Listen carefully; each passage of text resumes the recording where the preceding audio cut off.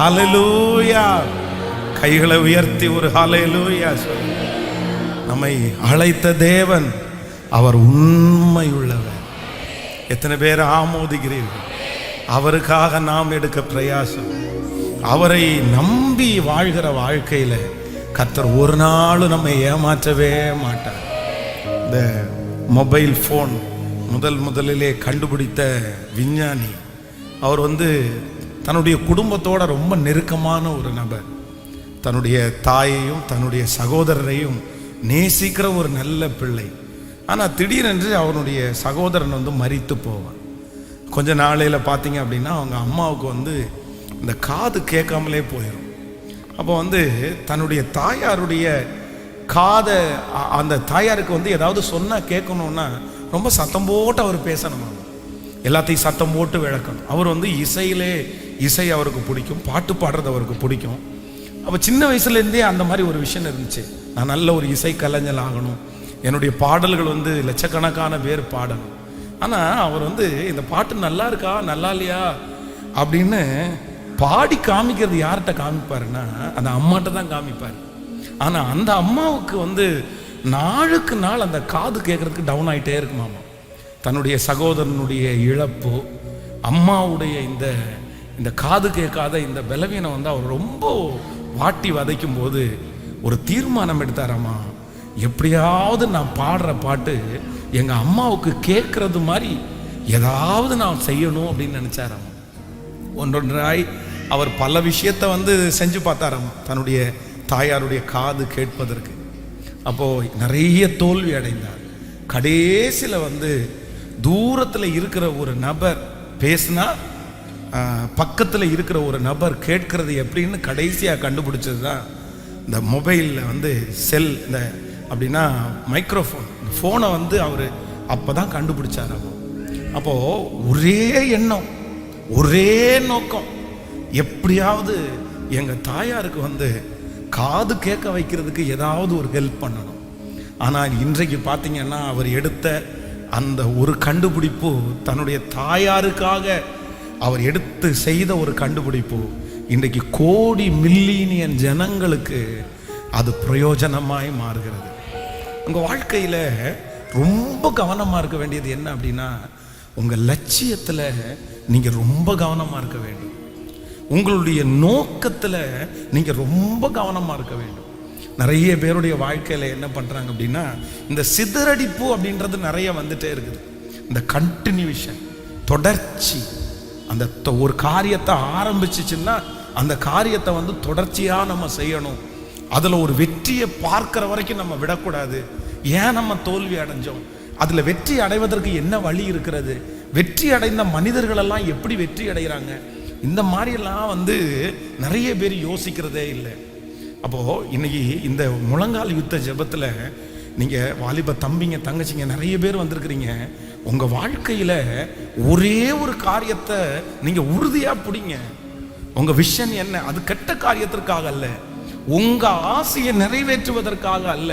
நான் ஏதாவது செய்யணும், அந்த ஒரே காரியத்தை மனசில் வச்சு அந்த ஒரு காரியத்திற்காக நீங்கள் தூங்கி, அந்த ஒரு காரியத்திற்காக நீங்கள் சாப்பிட்டு, அந்த தரிசனம் உங்கள் ரத்தத்தில் கூட இருக்குமே. ஆனால் நிச்சயமாக சொல்கிறேன், நீங்கள் சின்ன சின்ன விதையாத்தான் விதைப்பீங்க, ஒரு நாள் கண்டிப்பாக அது ஒரு பெரிய மரமாய் நிற்கும். ஸோ ஒரு தாகம் உங்களுக்கு வேணும், ஒரு விருப்பம் உங்களுக்கு வேணும், ஒரு ஆசை உங்களுக்கு வேண்டும். இதை வேற யாருமே உங்களுக்குள்ள திணிக்க முடியாது. நான் நம்புறேன் எத்தனையோ பேர் என்னோடு கூட சேர்ந்து எத்தனை கூட்டத்திலே கலந்து கொண்டிருக்கிறார்கள். இங்கேருந்து நான் ஊட்டிக்கு ஒரு விசை ப்ரேயர் சம்மிட் அப்படின்ற ஒரு ப்ரேயருக்கு போகும்போது என் கூட பிரயாணம் பண்ணி வந்தவங்க நிறைய பேர், நூற்றுக்கணக்கான ஊழியர்கள் இங்கேருந்து நாங்கள் அந்த ப்ரேயர் சம்மிட்டுக்காக அந்த ஒரு வாரம் ஜெபத்திற்காக கடந்து போனோம். ஆனால் நிறைய பேர் அதில் சந்தோஷப்பட்டாங்க, நிறைய பேர் ஜாலியாக இருந்தாங்க, அந்த கிளைமேட்டை நிறைய பேர் என்ஜாய் பண்ணாங்க. அங்கே நிறைய பேர் நல்ல ஃபுட்பால் விளையாடினாங்க, நிறைய பேர் கிரிக்கெட் விளையாடினாங்க, என்னென்னமோ நடந்துருச்சு. ஆனால் என்னை பெருமைப்படுத்துவதற்காக சொல்லலை. அந்த கூட்டத்தில் ஒரு சிலர் மட்டும் எப்படி இருந்தாங்க அப்படின்னா, இல்லை இல்லை இல்லை இல்லை, நீங்கள் என்னை கொண்டு ஏதாவது செய்யணும் ஆண்டவரே, நான் உமக்காக ஏதாவது செய்யணும் ஆண்டவரே, நான் ஏதாவது சாதிச்சிடணும் ஆண்டவரே, உங்கள் நாமத்தை மகிமைப்படுத்தணும் ஆண்டவரே. ஆனா உண்மையிலே இன்றைக்கு பார்க்கிறோம், அந்த எண்ணத்தோட இருந்த, அந்த எண்ணத்தோட அந்த வாரத்துல கழித்து கொண்ட எல்லாருடைய ஊழியத்திலையும் ஒரு பிரகாசத்தை இன்னைக்கு நம்முடைய கண்கள் காண்கிறது. ஸோ உங்க தரிசனத்தை தோற்கடிக்கிறது போல, உங்களுடைய லட்சியத்தை தோற்கடிக்கிறது போல எத்தனை சம்பவங்கள் வேண்டும் என்றாலும் வரலாம். நீங்க வாழ்கிறதற்கு ஒரு அர்த்தம் வேணும், நீங்க வாழ்கிறதுக்கு ஒரு அர்த்தம் வேணும். ஆனா கிறிஸ்து இல்லாம நீங்க படுகிற பிரயாசம், நான் சொல்றேன், ஆரம்பத்துல நல்லா இருந்தாலும் முடிவில் அது வெற்றி பெறாது, வெற்றி பெறாது. உங்களுடைய தரிசனத்துல முக்கியமான நபரா யார் இருக்கணும்னா உங்க தாளந்து இல்ல, கர்த்தர் ஒருவரே உங்களுக்கு துணையா. ஆமென் சொல்லுங்க. இப்ப இன்னைக்கு ஒரு தீர்மானம் எடுங்க, நான் ஒரு லட்சியத்தை வைக்க போறேன், நான் ஒரு டார்கெட்டை எனக்காக ஃபிக்ஸ் பண்ணிக்க போறேன். என்னுடைய எதிர்காலம் என்ன ஆண்டவரே? நான் சொல்றேன், தொடர்ந்து ஒரு 10 வருஷம் அதற்காக அந்த பக்கமும் இந்த பக்கமும் திரும்பாம கர்த்தரிடத்துல ஞானத்தை கேட்டு காலடி எடுத்து வைங்க. நீங்க எழுதி வைத்துக் கொள்ளுங்கள், அந்த 10 வருடத்துல உங்களை 100ல் ஒரு நபராய்த்தான் கர்த்தர் நிறுத்துவார். என் தேவன் பொய் உரையாதவர், என்னுடைய தேவன் பொய் உரையாதவர்.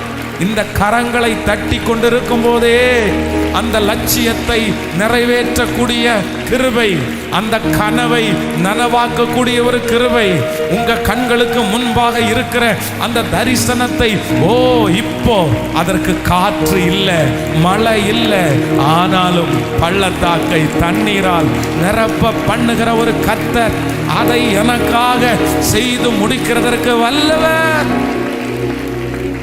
எனக்காக செய்து முடிக்கிறதற்கு வல்லவர்.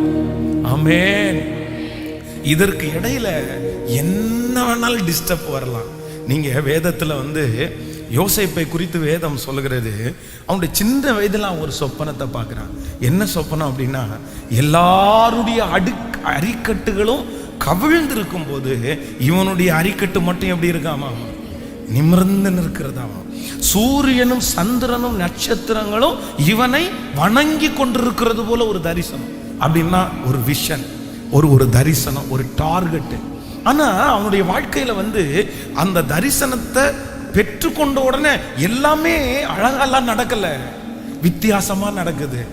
ஒரு பக்கத்துல சரீரத்திலையும் ஒரு பக்கத்துல மனதிலையும் போராட்டமானால், இன்னொரு போராட்டம் மாம்சத்துக்கு ஒரு போராட்டம் வருது, மாம்சத்துக்கு போராட்டம் வருது.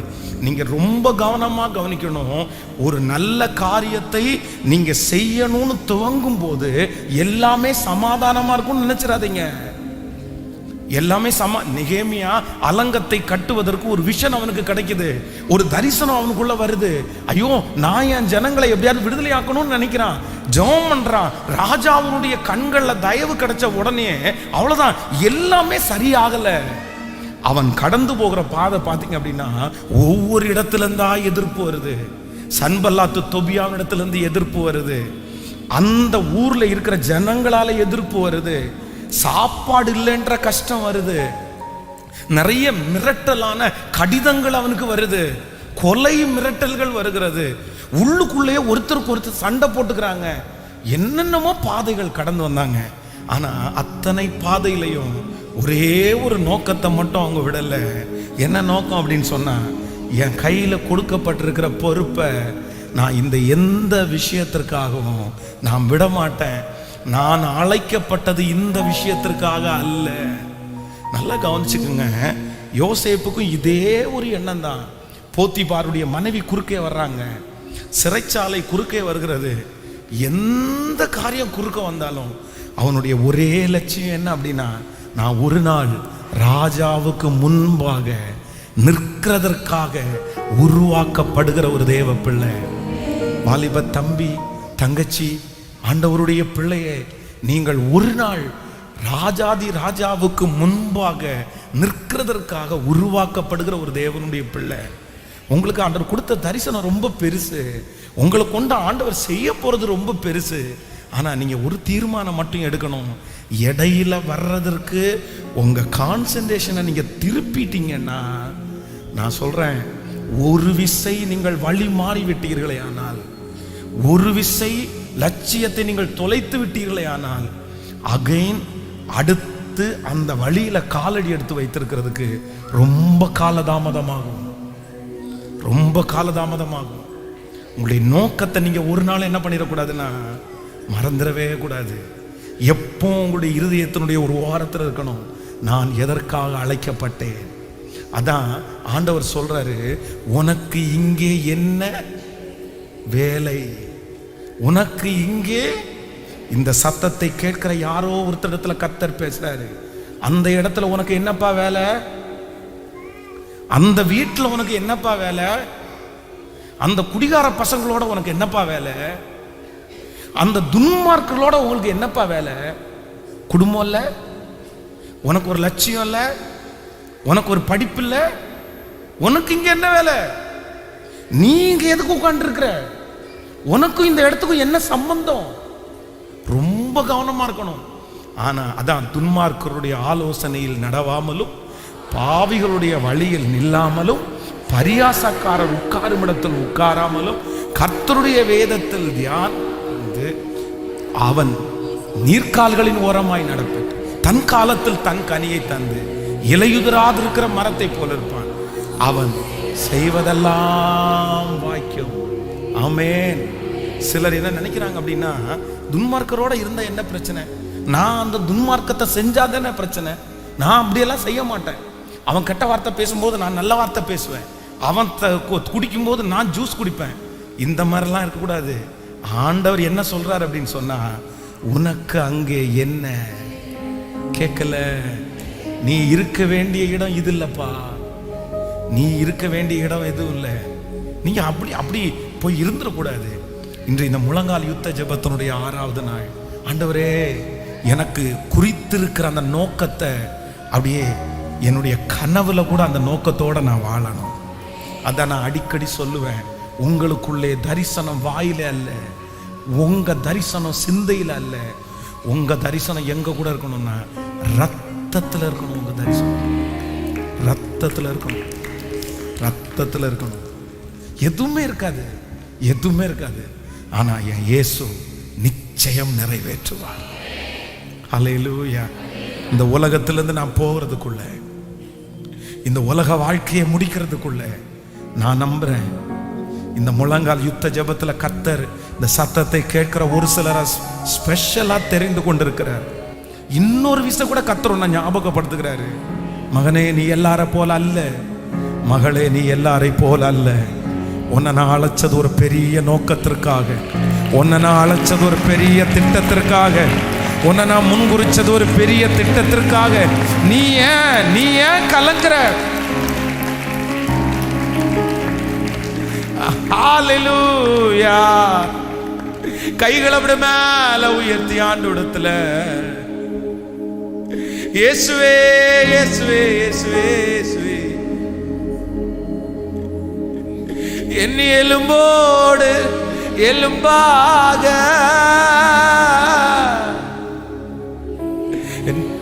சதையோடு,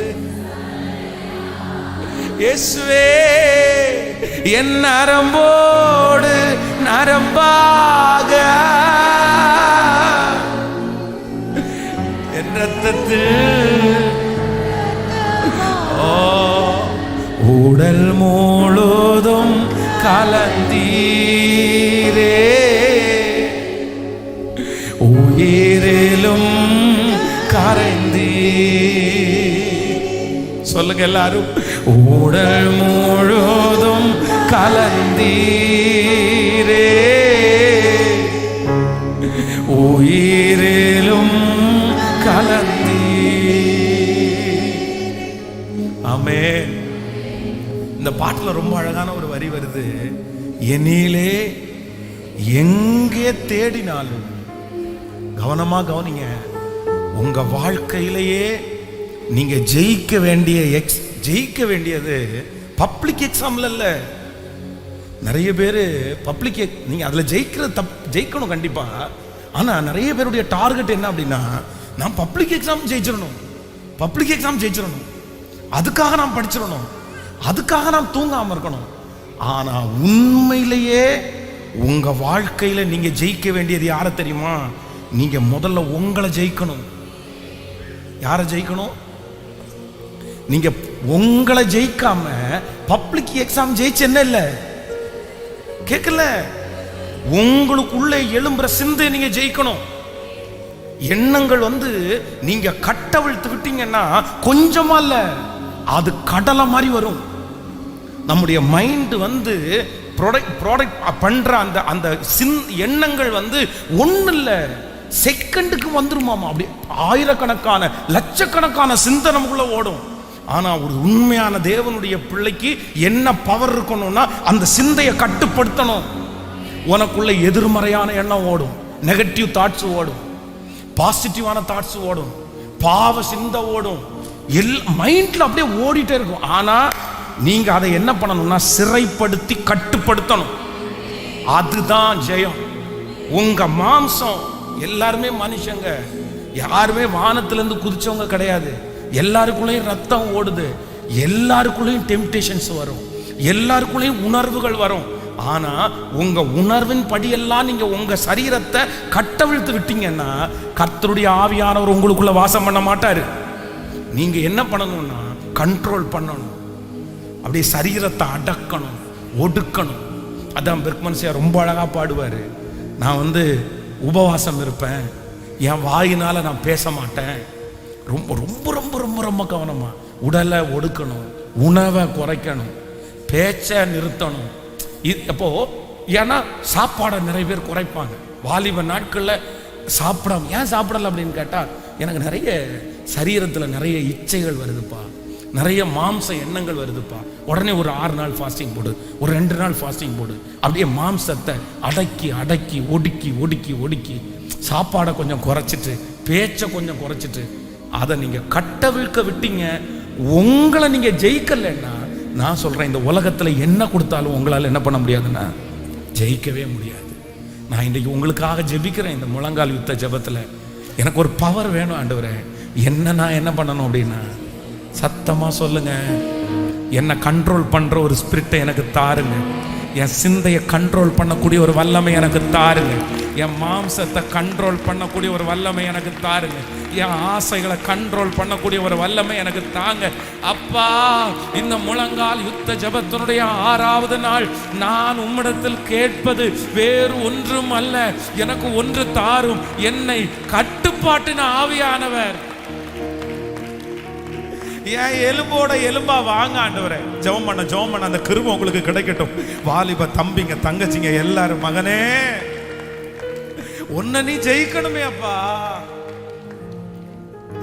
ஓ நன்றி நன்றி. என் எலும்போடு எலும்பாக, என் சதையோடு சதையா, என் நரம்போடு நரம்பாக, என் நரம்போடு நரம்பாக, என் ரத்தத்தில் ரத்தமாக ரத்தமாக. இப்பாப்பாவை பார்த்து சொல்லுங்க பார்க்கலாம், உடல் முழுதும் கலந்தி. அப்பா அப்பா அப்பா, உங்க பிரசன்னத்தின் ஆலயம் உடல் முழுக்க கலந்துருங்கப்பா. என் சிந்தையில நீங்க வாங்க ஆண்டவரே. என் கண்கள் உம்மை பார்க்கட்டும் ஆண்டவரே. என் கைகள் உம்முடைய கைகளா மாறட்டும் ஆண்டவரே.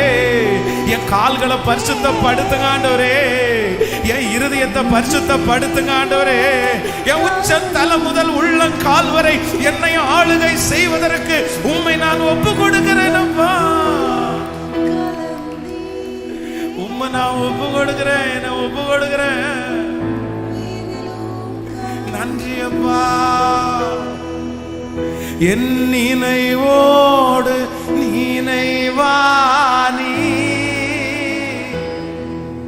என் கனவோடு கனவாக, என் பேச்சோடு பேச்சாக, என் பேச்சோடு பேச்சாக, என் மூச்சோடு மூச்சாக, மூச்சோடு மூச்சாக. என்னிலே எங்கே தேடினாலும், என்னிலே எங்கே தேடினாலும்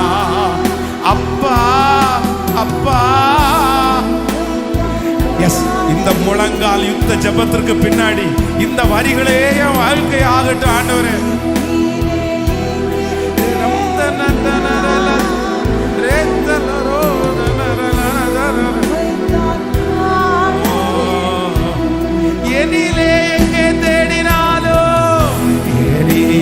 வாலிப தம்பிங்க தங்கச்சிங்க எல்லாரும் கைகளை உயர்த்தி இந்த வார்த்தையை சத்தமா அறிக்கை செய்யுங்க. இனி இனி என்னை காண்கிறவர்கள் உங்களை பார்க்கணும், என் வார்த்தையில உங்களை பார்க்கணும், என் பார்வையில உங்களை பார்க்கணும், என் நடக்கையில உங்களை பார்க்கணும். இயேசுவே, அவருடைய பிரசன்னம் இந்த சத்தத்தை கேட்கிற எல்லா இடங்களிலும் சத்தமா அப்பா எங்கே தேடினா. நன்றி ஆண்டவரே, நன்றி. ஓ உயிரோடு என் மூச்சோடு மூச்சாக என் பேச்சோடு பேச்சாக என் கனவாக என் நினைவோடு நினைவாக ஏனிலே எங்க தேடினா போதும் ஆண்டவரே. இந்த உலகத்துல வாழ்ந்தது போதும். ஓ ஏனிலே ரம்தனதரல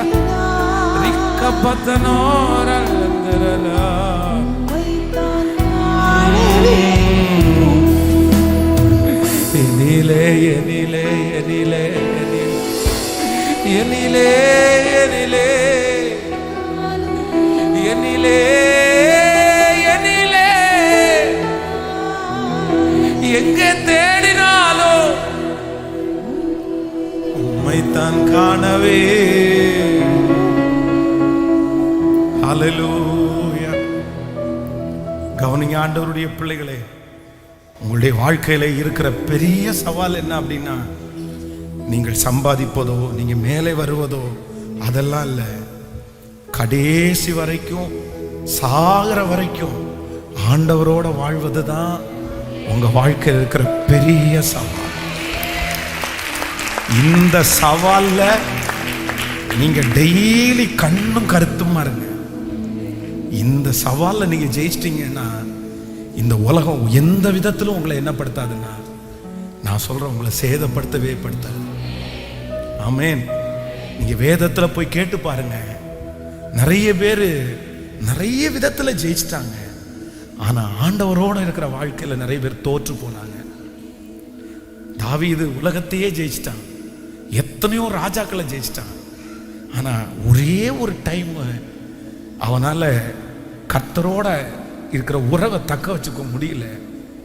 ஆனா பரிசுத்த வேதம் சொல்லுது, நீ அன்னைக்கு அப்படி மிஸ் பண்ணது உன் வாழ்க்கையினுடைய பெரிய தோல்வியாவே போயிருச்சுப்பா. அதனால இந்த முழங்கால் யுத்த ஜெபத்துல இதோட நிறுத்திடாதீங்க, இதோட நிறுத்திடாதீங்க. இது கூட்டத்தோட வந்து முழங்கால நிற்கிறது. ஆனா உங்க எல்லாருடைய வாழ்க்கையிலையும் தனியா நீங்க எங்க நிக்கணும் அப்படின்னா, நீங்க தனியா நீங்களும் ஆண்டவர் மட்டும் இருக்கணும். இப்படி ஒரு நாள் நீங்க வரணும். நீங்க பர்சனலா போய் ஏசப்பாவுக்கு முன்னாடி நீங்க முழங்கால் படிடணும். அங்க இப்போ வந்து உங்க முழங்கால் ரொம்ப வலிக்கும்னு எனக்கு தெரியும். நீங்க நிறைய பேர் ரொம்ப ஸ்ட்ரெயின் பண்ணீங்கன்னு தெரியுது. அந்த வலி உங்களுக்குள்ள இருக்குது. இது இங்க கிடையாது. இது எங்க வலிக்கணும்னா, ஆண்டவர் மட்டும் பார்க்க வலிக்கணும். ஆண்டவர் மட்டும். அதான் ஆண்டவர் சொல்றாரு, அந்த ரங்கத்தில் பார்க்கிறவனுடைய பிதா உனக்கு வெளியரங்கமாய் எல்லாரோடையும் இருந்து முழங்கால் படிக்கிறதுக்கு ஒரு பதில் இருக்கு ஆண்டவருடைய பிள்ளையே. ஆனா அன்பு, நீங்க ஆண்டவர் மேல வச்சிருக்கிற பாசம்ன்றது எல்லாரோடையும் சேரும் போது மட்டும் இல்ல. எப்ப தெரியுமா? பர்சனலா, தனியாய். நான் சொல்லுவேன், இந்த முழங்காலுக்கு பெரிய பலன் இருக்கிறது. எனக்கு தெரியாது, நான் இவ்வளவு பெரிய ஊழியத்தை செய்வதற்கு கர்த்தர் என்னை நம்புவார் என்று தெரியாது. ஆனா ஒரு நாள் நான் நினைக்கும் போது நினைக்கிறேன், அந்த மணல் மேல முழங்கால் படிட்டதை இன்னைக்கும் நினைக்கிறேன். சார் எவ்வளோ நல்ல ஆண்டவர். ஸோ அதனுடைய பலனை இன்றைக்கு நான் பார்க்கிறேன். அதனால உங்க வைராக்கியம், உங்க வாஞ்ச, உங்க விட்டு கொடுத்தல், உங்க அன்பு, இது எல்லாம் எங்க தெரியணும் தெரியுமா? பர்சனலா உங்களுக்கும் ஆண்டவருக்கும் ஒரு கனெக்ஷன். கேட்கல? கண்டிப்பா இருக்கணும்.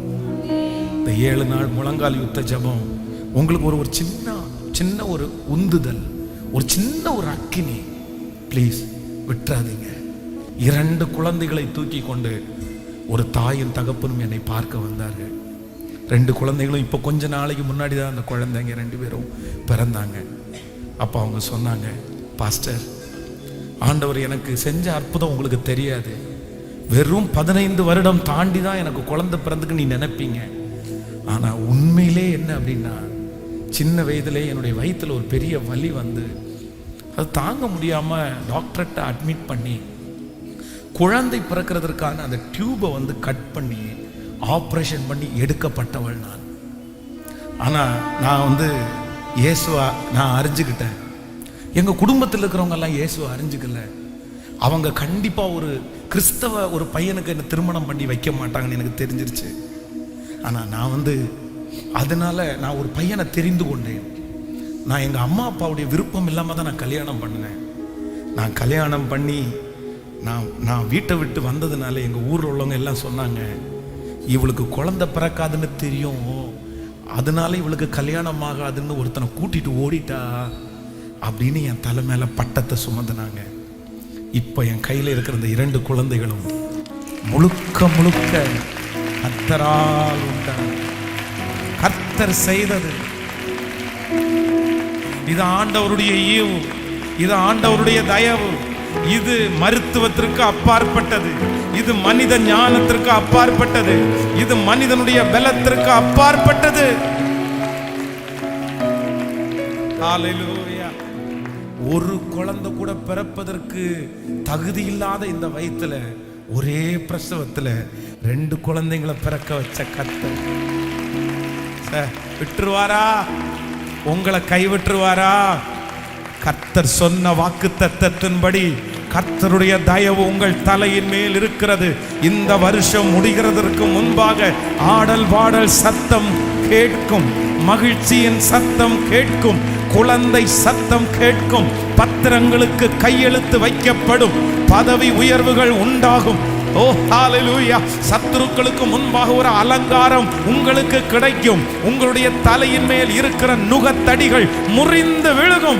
அநேக நாட்களாக துரத்தி வந்த அந்த வல்லமை உங்களை விட்டு அற்று போகும். தேவன் உண்மை உள்ளவர் என்கிறதை நிரூபிப்பார். சத்துருக்களுக்கு முன்பாக ஒரு பந்தி உங்களுக்காக ஆயத்தமாக்கப்பட்டு, உங்கள் தலை எண்ணெயினால் அபிஷேகம் பண்ணப்பட்டு, உங்கள் பாத்திரம் நிரம்பி வழிய பண்ணி, உன் கண்ணீரை கர்த்தர் துடைக்கிற ஆண்டாய், உன் கண்ணீரை கர்த்தர் துடைக்கிற வருஷமாய், கண்ணீரோடு விதைத்த நீ இந்த ஆண்டு கம்பீரமாய் அறுக்கிற கரங்களை தட்டி, ஓ ஹல்லேலூயா, உன்னுடைய பிரயாசத்தை நான் அறிந்திருக்கிறேன், நீ என் மேல வச்ச அன்பை அறிந்திருக்கிறேன், உனக்கு கொஞ்ச பலன் இருந்தும் நீ மரியாதையாததை கர்த்தர் அறிந்திருக்கிறார். இப்பொழுது கர்த்தருடைய ஆவியானுடைய ஒரு அக்கினி, அவருடைய பிரசன்னம் இப்ப தொடுது, இப்ப தொடுது. நீ விசேஷமானவன், நீ விசேஷமானவள், நீ தெரிந்து கொள்ளப்பட்டவன், நீ தெரிந்து கொள்ளப்பட்டவன். கரங்களை தட்டி, நீ தெரிந்து கொள்ளப்பட்டவன். ஹல்லேலூயா. நன்றி அப்பா. ஹல்லேலூயா. நன்றி ஆண்டவரே, நன்றி. ஓ, கொஞ்சம் கூட நினைச்சு பார்க்கல, என்ன தேடி வந்தீங்க, எந்த மனுஷன் உதவல, நீங்க வந்து நின்னீங்க. விட்டு கொடுக்கலையே, விட்டு கொடுக்கலையே, சாத்தாங்கை மனுஷங்கை. விட்டு கொடுக்கலையே,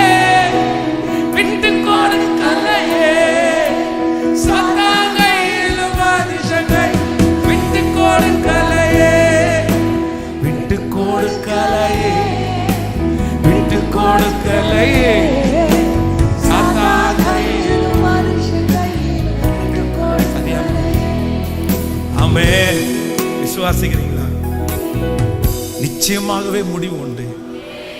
இதெல்லாம் ஒரு பெரிய விதை, முழங்காலெல்லாம் ஒரு பெரிய விதை. நீங்க சோர்ந்து மட்டும் போகாதீங்க, நீங்க தளர்ந்து போகாதீங்க. கர்த்தர் சொல்லுகிறார், ஏற்ற காலத்துல நீங்க அறுப்பீங்க. ஆமென். சூழ்நிலை எப்படி இருந்தாலும் நீங்க ஆண்டவரை என்ன பண்ணணும்னா, சூழ்நிலை எப்படி இருந்தாலும் ஆண்டவரை நீங்க நம்பணும். சூழ்நிலை எப்படி இருந்தாலும் ஆண்டவரை நம்பணும். விசுவாசிக்கிறீங்களா? ஆண்டவர் சொல்றாரு, கடுகளவு. அதான் ஒருத்தர் சொல்லும்போது ரொம்ப அழகான விளக்கம் சொன்னாரு. உளுந்த தண்ணியில போட்டுட்டோம்னா ஊறிடுமாமா, பருப்பை தண்ணியில போட்டுட்டோம்னா ஊறிடுமாமா, தண்ணியில போட்ட உடனே அதனுடைய தன்மை மாறிடுமாமா எல்லாமே. ஆனா கடுகு மட்டும் எத்தனை லிட்டர் தண்ணியில போட்டாலும் அதனுடைய தன்மை என்ன பண்ணாதாமா. நீங்க கடுகளவு விசுவாசம்.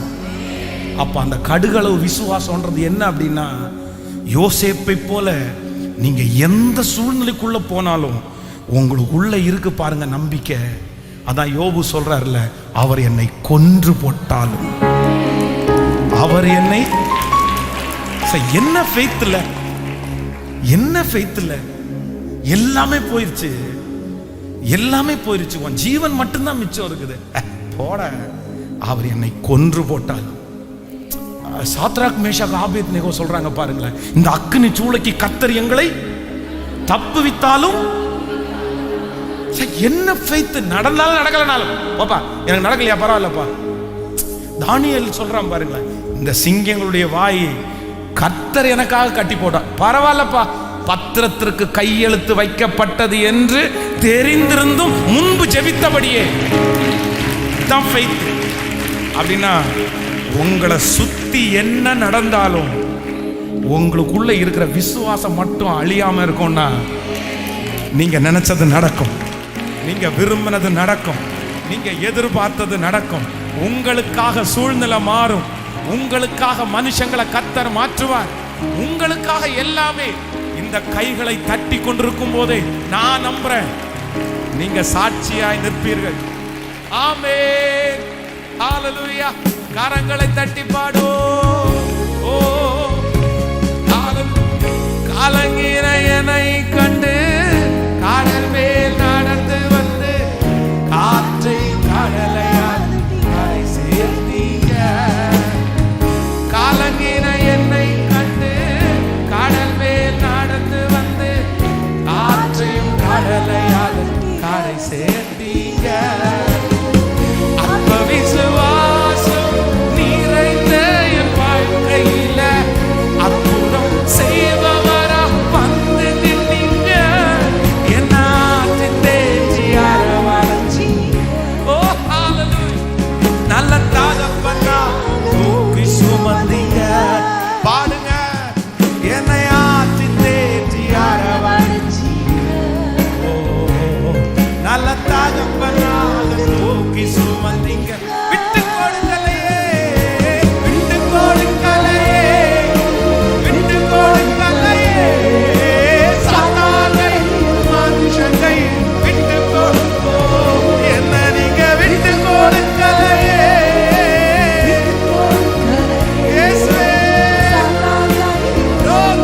ரேகம் சந்தனமோ ரோதலேவா லோர வடர கக்கவர தேவா லோதரவா சௌகவோ ரோ. உம்முடைய அக்கினி, உம்முடைய அக்கினி இப்போ இப்போ இப்போ அந்த விசுவாசத்தை தட்டி எழுப்பட்டு அந்த பலவீனமான சரீரத்தை பலன் அடைய விட்டு கொடுக்கலையே. கல்லறியும் மனிதர் முன்பு காரைப்பட்ட வாழ்வை கண்டு கல்லறிய விடாமல் கல்லறியும் மனிதர் முன்பு காரைப்பட்ட வாழ்வை கண்டு கல்லறிய விடாமல் பாவம் நிறைந்த இருளான வாழ்க்கையில தீர்க்காமல் நிறுத்தீங்க. பாவம் நிறைந்த இருளான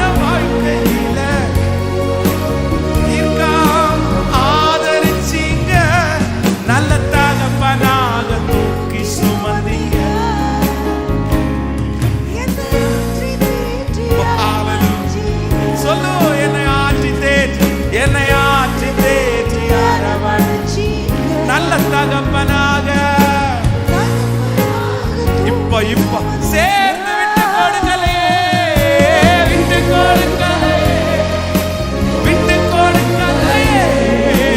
சதாகை இயேசுவே. பிரதர், உங்களை விட்டு கொடுக்கல பிரதர், சிஸ்டர் உங்களை விட்டு கொடுக்கல சிஸ்டர். கர்த்தர் மட்டும் விட்டு கொடுத்திருந்தா, இதுவரையிலும் உன்னை விட்டு கொடுக்காத கர்த்தர் இனி விட்டு கொடுக்க மாட்டாரு. பிசாசு கையில விட்டு கொடுக்க மாட்டாரு. உன் பிள்ளைய விட்டு கொடுக்க மாட்டாரு. உன்னை விட்டு கொடுக்க மாட்டாரு. இப்போ இப்போ அறிக்கை செய்து நம்பிக்கையோடு இயேசுவே, இயேசுவே. இப்போ இப்போ உங்க ஸ்ட்ராங்கான கரம், உங்க வல்லமை உள்ள புயம் இப்போ ஒவ்வொரு பிள்ளைகளையும் இப்ப தொடட்டும், அணைக்கட்டும். வல்லமை வல்லமை வல்லமை வல்லமை வல்லமை.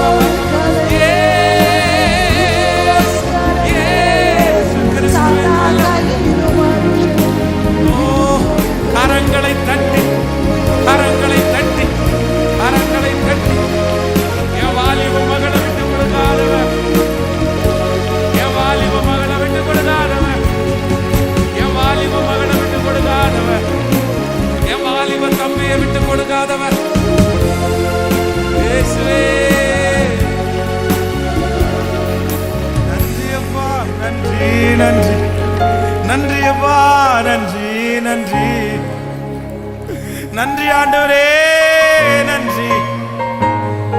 எத்தனையோ பேர் விட்டு கொடுத்திருக்காங்க, எத்தனை பேர் விட்டு கொடுத்திருக்கிறாங்க. ஆனா இயேசு மட்டும் மனுஷன் கையிலேயே ஒன்னு விட்டு கொடுக்கல, பிசாஸ் கையிலே ஒன்னு விட்டு கொடுக்கல. ஆமென். மனுஷன் கையில மட்டும் விட்டு கொடுத்திருந்தா இந்த ஜபத்துல நிறைய பேர் உயிரோட இருந்திருக்க மாட்டீங்க. பிசாசுனுடைய கையில விட்டு கொடுத்திருந்தா நம்ம அழிஞ்சிருப்போம். ஆனா கர்த்தர் இன்னைக்கு நம்ம உயிரோடு இருக்கிறதனுடைய பெரிய அடையாளம், இயேசு விட்டு கொடுக்கல. இதுவரையிலும் விட்டு கொடுக்காத கர்த்தர் இனி விட்டு கொடுக்க மாட்டார். உன் பிள்ளைய கர்த்தர் விட்டு கொடுக்க மாட்டார். ஆம் ராஜா, முழங்கால் பண்ணிட்டு உங்களுடைய ஊழியக்காரனாகிய நான் இந்த ஆராதனையினுடைய இடையில உங்க பிள்ளைகளுக்காக திறப்புல நிக்கிறேன். எத்தனையோ பேர் எங்க பிள்ளைகளை பார்த்தா அப்படிதான் சொல்றாங்க, இதோ இயேசு அவனை கைவிட்டுட்டாரு, கடவுளை அவனை கைவிட்டாரு. கடவுளே அவனை கைவிட்டுட்டாரா? Yes yes yes yes. எங்க பிள்ளை கூட நிறைய நேரத்துல நீங்க கைவிட்டுட்டீங்களா ஆண்டவரே, நீங்க அமைதியா இருக்கிறீங்களே, நீங்க ரொம்ப அமைதியா இருக்கிறீங்களே, இதை பார்த்தா நீங்க என்னவோ விட்டு கொடுத்தது மாதிரி தோணுது. இந்த பாடல் உண்மைதான் ஆண்டவரே. அத்தனை பேரும் அந்த விபச்சாரத்துல பிடிக்கப்பட்ட அந்த ஸ்திரீயை கொண்டு வந்து முன்னாடி நிறுத்தும் போது நீங்க மட்டும் அன்னைக்கு அவங்க கையில விட்டு கொடுத்திருந்தா அவங்க அந்த மனுஷிய ஒரு குவியலாவே குவிச்சிருப்பாங்கப்பா. ஆனா உண்மைதான், எங்க பிள்ளைகளுக்கு விரோதமாகவும் நிறைய பேர் கல் எடுத்துட்டு நின்னாங்க. இவனை சாகடிக்கும், இவனை கொல்லணும், இவனை அழிக்கணும்னு நினைச்சாங்க. ஆனா அவங்க முன்னாடி நீங்க எங்களை விட்டு கொடுக்காததுனாலதான் நாங்க இப்போ ஜீவனோட இருக்கிறோம், ஜீவனோட இருக்கிறோம். இப்போ உங்களுடைய ஊழியக்காரனாகிய நான் ஜெபிக்கிறேன், எங்க பிள்ளைகளை விட்டு கொடுக்காதீங்க ஆண்டவரே. பிரதர் பிரதர், உங்களை இயேசு விட்டு கொடுக்கவே இல்லை பிரதர். சிஸ்டர், உங்களை விட்டு கொடுக்கவே இல்லை சிஸ்டர். நம்பிக்கையோட ஒரு வார்த்தை நன்றி சொல்றது மாதிரி ஏசப்பா பார்த்து சொல்லுங்க பார்க்கலாம். ஓ விட்டு கொடுக்கலையே, விட்டு கொடுக்கலையே. ஓ சாத்தானை இயேசுவே, ஏசப்பாவுக்கு நன்றி சொல்றவங்க நன்றி சொல்லுங்க, ஜெபிக்கிறவங்க அப்படியே ஜெபிச்சுட்டே நன்றி ஆண்டவரே, நன்றி ஆண்டவரே, நன்றி ஆண்டவரே, நன்றி நன்றி நன்றி ஆண்டவரே, நன்றி.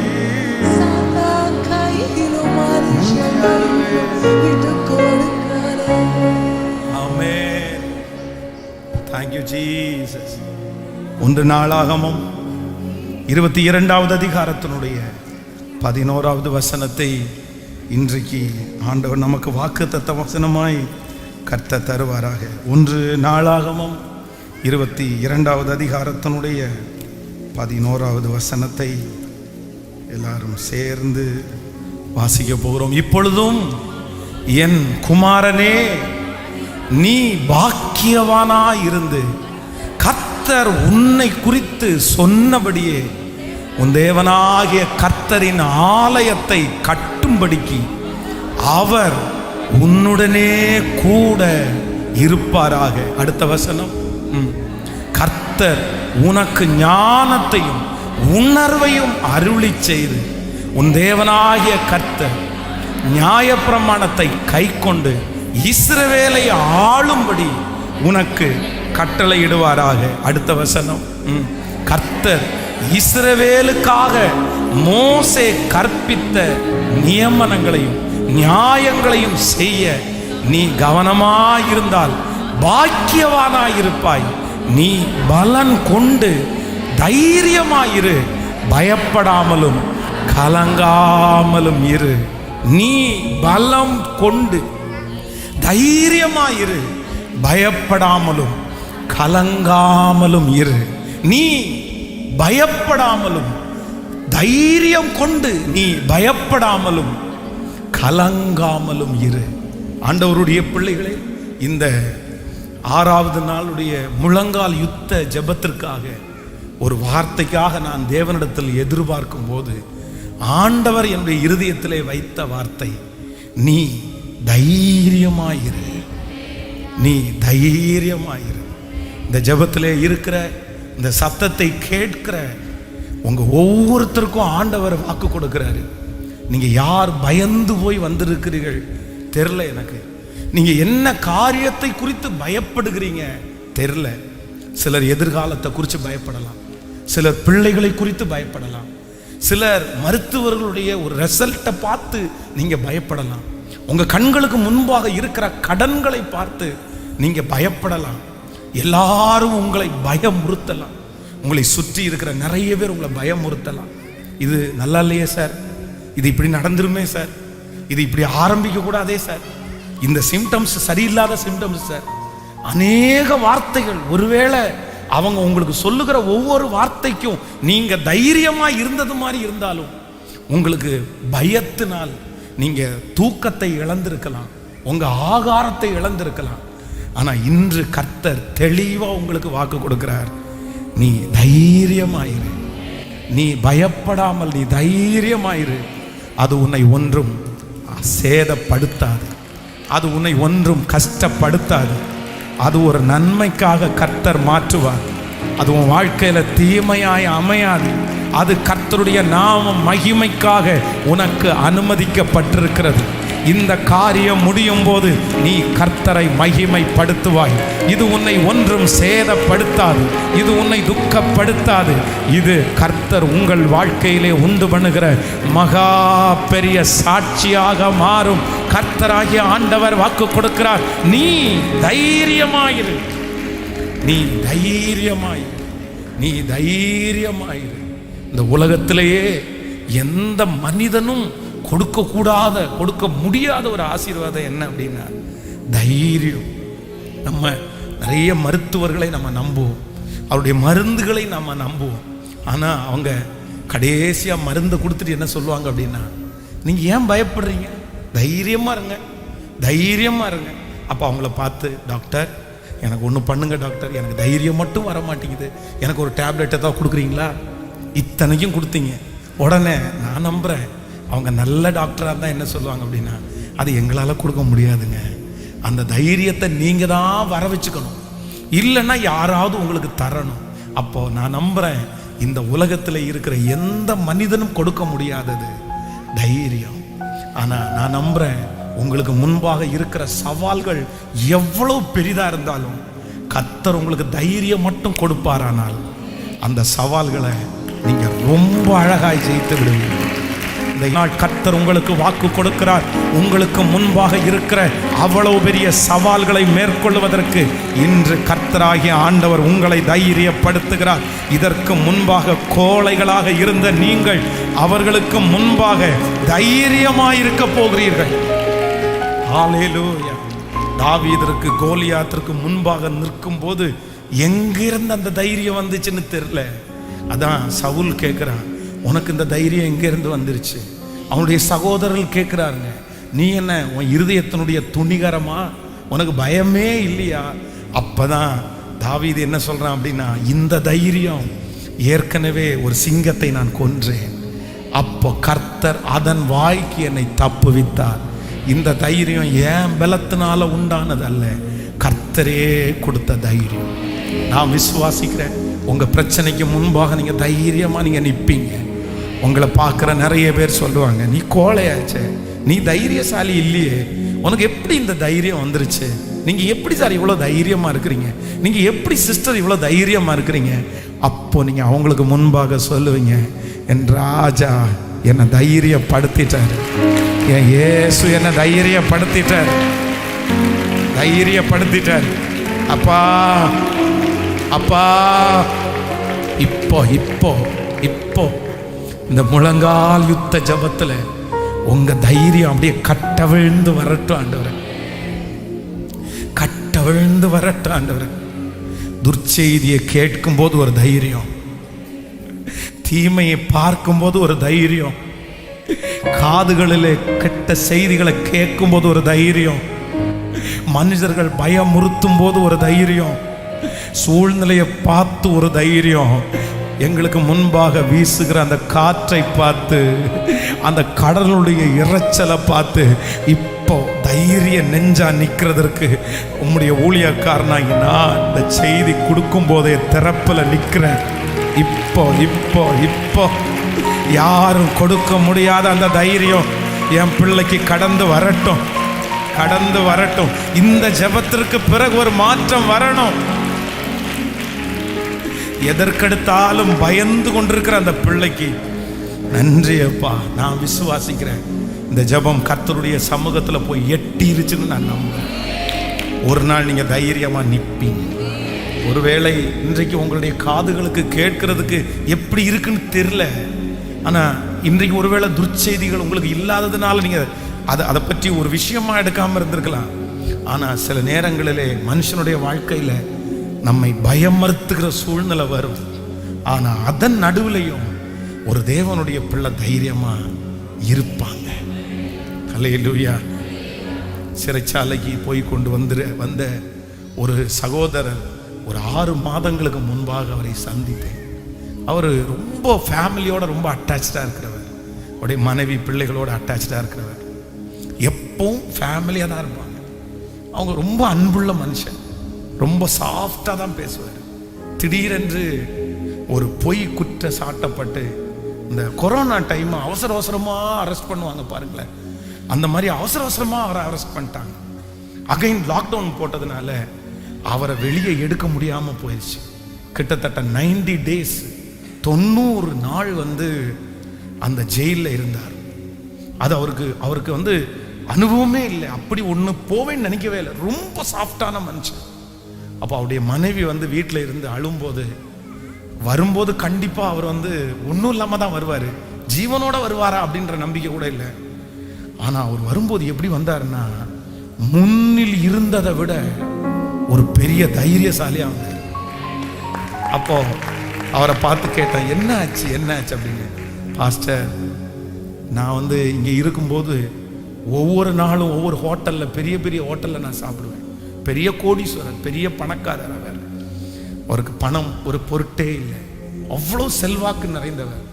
ஆனால் என்னமோ தெரில, அந்த சிறைச்சாலைக்குள்ள நான் ஃபர்ஸ்ட் டே உள்ள போகும்போது ஒரு வல்லமையான ஒருத்தருடைய கரம் என் தோள் மேலே இருக்கிறது மாதிரி நான் ஃபீல் பண்ணேன்.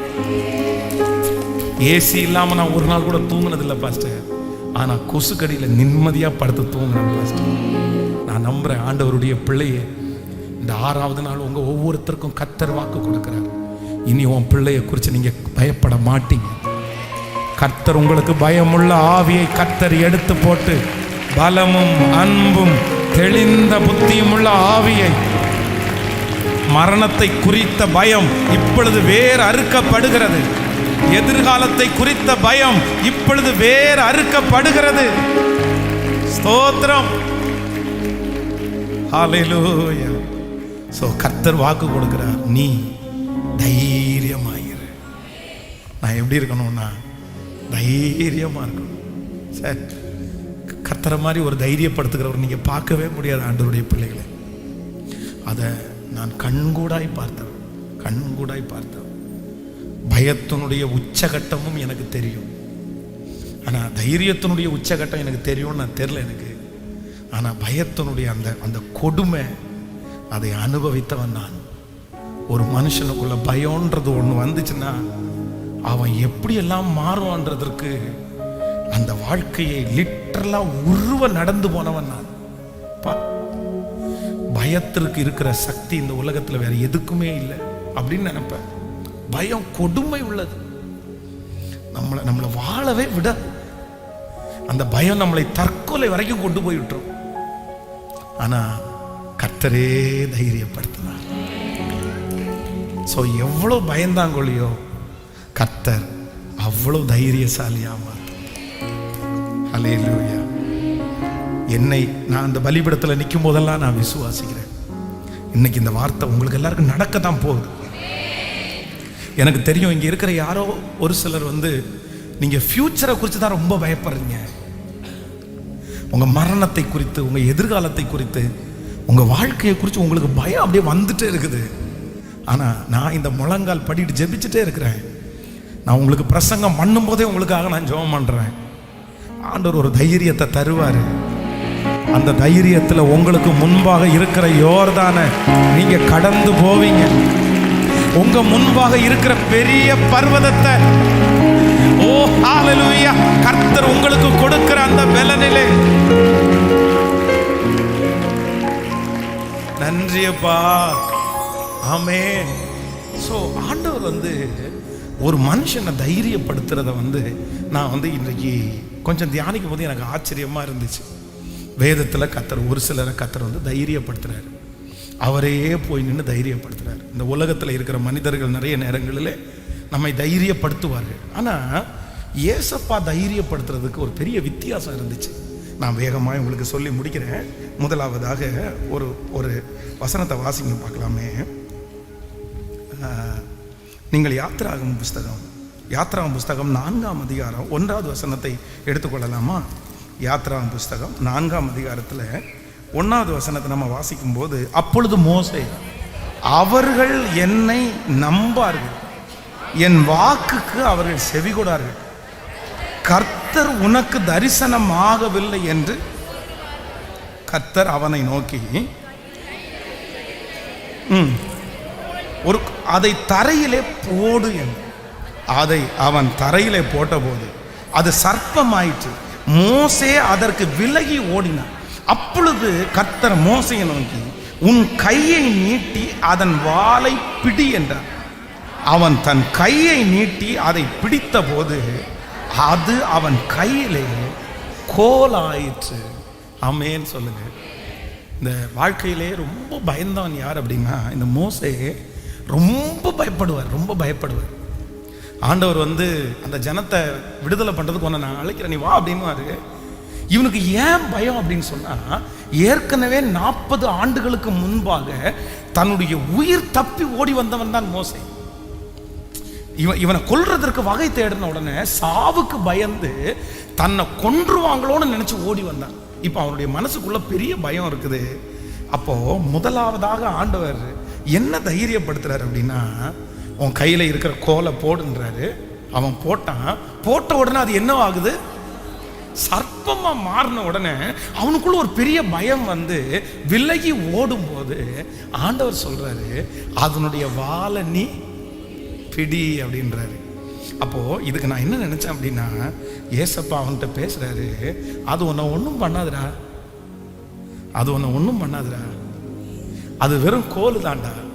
அவன் வாழை பிடிச்ச உடனே அது என்னவா மாறிடுச்சு. நான் நம்புறேன், இந்த ஜெபத்தில் இருக்கிற உங்க யாரையோ ஒரு சிலரை கர்த்தர் தைரியப்படுத்துறாரு. உங்களை பார்த்து என்ன சொல்றாரு தெரியுமா? அது ஒன்றும் செய்யாதுப்பா, அது ஒன்றும் செய்யாதுப்பா. நீங்க எதை குறித்து பயந்துட்டு இருக்கீங்கன்னு தெரியல. உங்களுக்கு முன்னாடி அது ஒரு பெரிய ரொம்ப பெருசா இருக்கலாம், உங்களுக்கு முன்னாடி அது ரொம்ப பயப்படுத்துறதா இருக்கலாம். ஆனா இயேசு உங்களை தைரியப்படுத்தும் போது என்ன சொல்றாரு அப்படின்னா, நீ அதனுடைய வாளை பிடி, அது கோலா மாறிடும். உங்க கண்ணு பார்வைக்கு தான் அது சர்ப்பம், உங்க கண்கள் பார்வைக்கு தான் பெரிய பிரச்சனை, உங்க கண்ணனுடைய பார்வைக்கு தான் அது யாரும் நெருங்க முடியாது. அது உங்க கண்ணுடைய பார்வைக்கு தான் அநேகரை அழிச்சிருச்சு. ஆனா ஆண்டவர் உங்க பக்கத்துல உங்க தோளை தட்டி சொல்றாரு, அது ஒன்றும் பண்ணாதுடா, அது ஒன்றும் பண்ணாதுடா.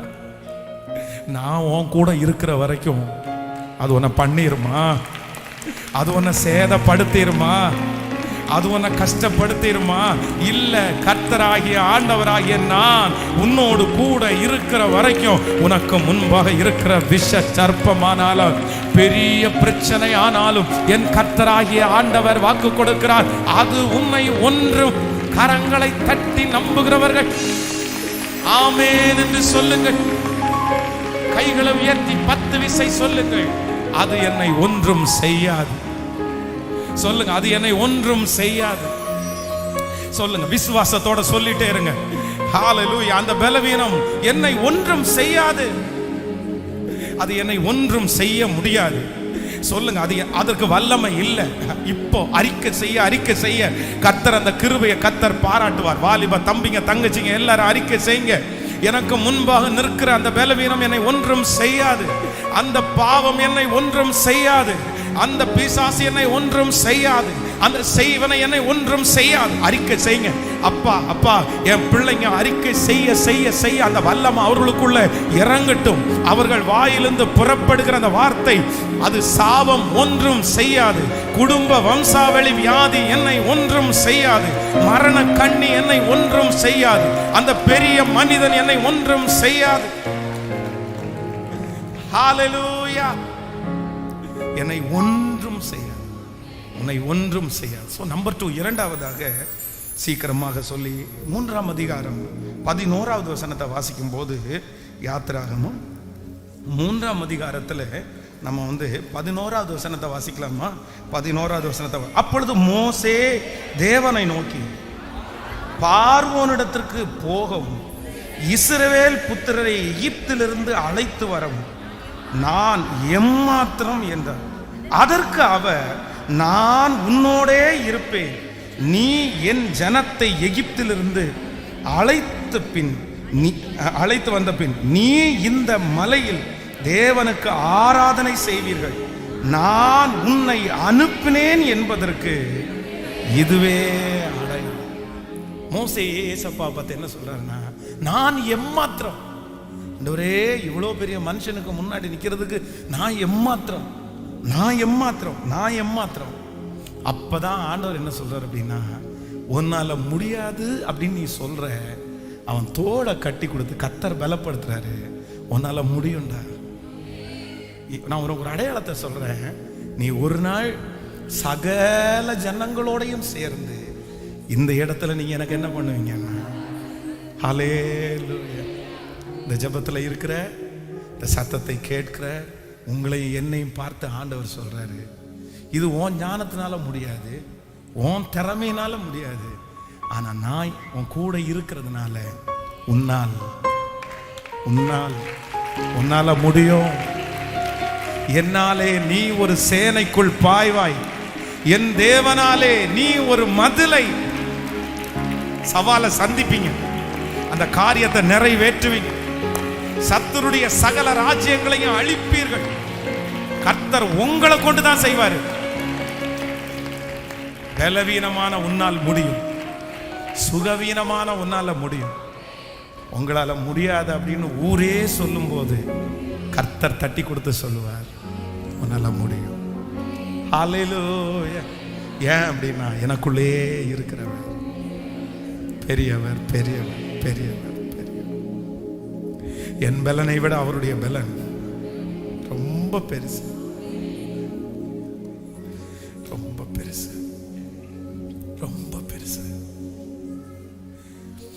என்னால முடியாதோன்ற ஒரு பயம் எனக்குள்ள வந்துட்டே இருக்கு பாஸ்டர்.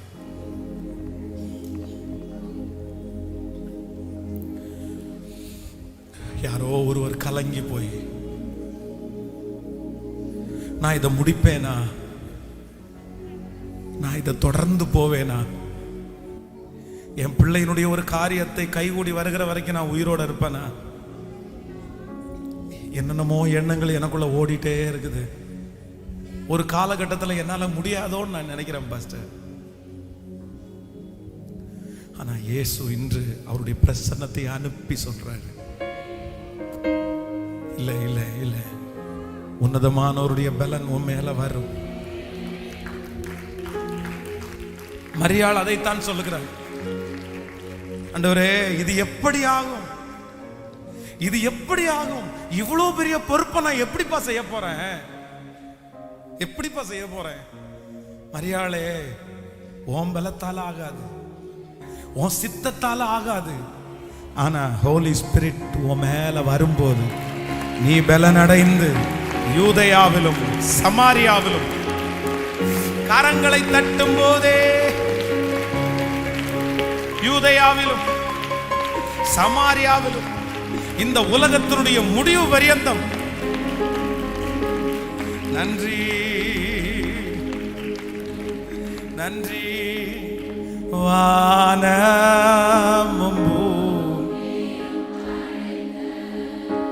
வல்ல தேவனிடம், வானமும் பூமியும் வல்ல தேவனிடமிருந்தே, ஓ என்ன கடங்கா வருமே அப்பா, என்ன கடங்கார்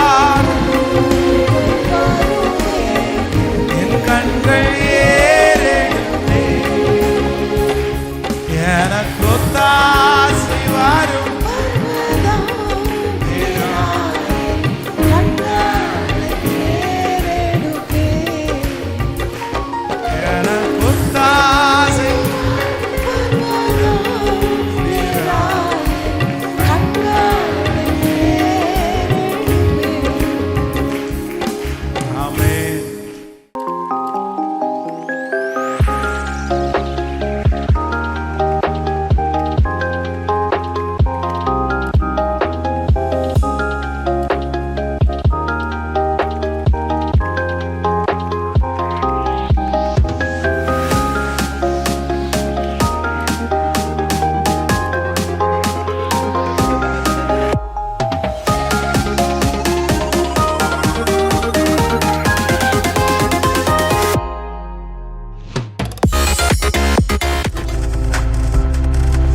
நீங்கள் பார்த்து கொண்டிருப்பது உங்கள் ஜாய் டிவி. உங்கள் துக்கம் சந்தோஷமாய் மாறும்.